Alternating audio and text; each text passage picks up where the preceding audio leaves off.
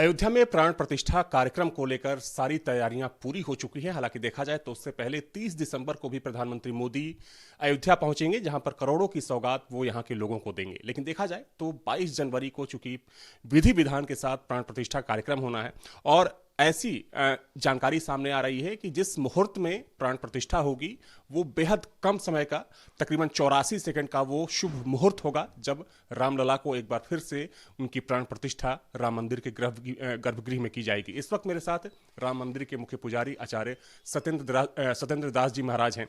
महाराज जी, कहा जा रहा है कि तकरीबन 80 से लेकर 84 सेकंड का समय होगा जब भगवान राम को एक बार फिर से वहाँ स्थापित किया जाएगा। क्या खासियत है इस मुहूर्त की और इतना छोटा समय क्यों रखा गया है? देखिए, वो तो हम लोग शास्त्र के अनुसार समय निकालते हैं और समय बताते हैं। वास्तविकता ये है कि भगवान के कार्य में 24 घंटा समय होता है जब भी करो, क्योंकि विघ्न उनके सामने आता नहीं, विघ्न ही दूर कर देते हैं, उनके नाम से दूर हो जाता है। लेकिन लोग को दिखाने के लिए एक भाई जो सब अच्छी मुहूर्त है उसी मुहूर्त में प्राण प्रतिष्ठा की जाए। ऐसे ही मुहूर्त में प्राण प्रतिष्ठा जैसा हो रही हो वैसे ही जोगी मोदी प्रधानमंत्री जी के आने पर शिला पूजन और भूमि पूजन हुआ था और उसी जगह आज भव्य मंदिर बन के तैयार हुआ। निर्विघ्न पूर्वक किसी प्रकार की बाधा नहीं आई। उसी प्रकार से प्राण प्रतिष्ठा शुभ मुहूर्त में होगी और इसका परिणाम ये होगा कि किसी प्रकार कोई बाधा नहीं आएगी और सकुशल और सानंद यह पूर्ण हो जाएगा। इसीलिए विद्वानों के द्वारा जो निकाला गया समय है उसी समय में रामलला का वो प्राण प्रतिष्ठा का कार्य होगा और 22 जनवरी को। और प्राण समय वही है जो आपने अभी बताया, क्योंकि एक अभिजित मुहूर्त होता है। अभिजित मुहूर्त का समय बहुत कम होता है, उसी अभिजित मुहूर्त में ही प्राण प्रतिष्ठा होगी। एक सवाल महाराज जी, ये कहा जा रहा है कि जिस मुहूर्त में प्राण प्रतिष्ठा होगी कहीं ना कहीं इस मुहूर्त में पूजा होने से जो भारत है विश्व गुरु की राह पर और तेजी के साथ आगे बढ़ेगा।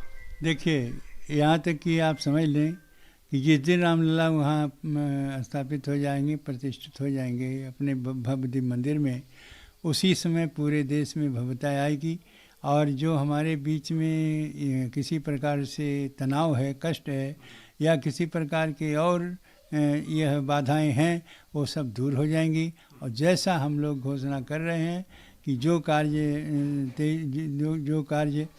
ऐसे जिस दिन यह बंटवारा हुआ था उसी समय हो जाना चाहिए था, तो दो देश जो है वो तो हो गए इस्लामिक, लेकिन भारत जो कहते हैं निरपेक्ष राज्य रह गया।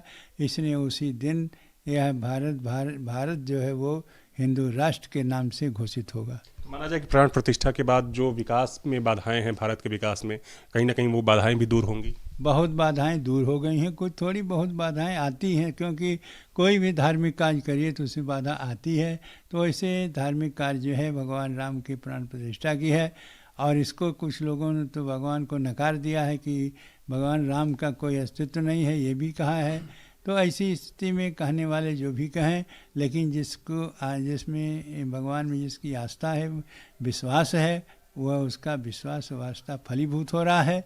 और जैसे कि राजनीति की दृष्टि से देखिए तो जिस प्रकार से भाजपा सरकार अपने आगे बढ़ रही है वो राम की कृपा से, ऐसा कहा जाता है, घोषणा भी होती है, जा पर कृपा राम को हुई ता पर कृपा करें सब कोई।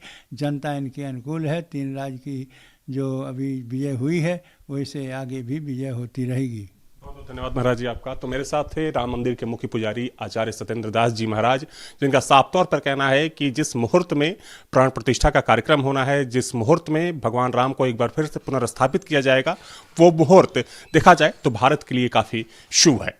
वीडियो जर्नलिस्ट सेफुल हसन के साथ अविनाश सिंह, न्यूज नेशन, अयोध्या।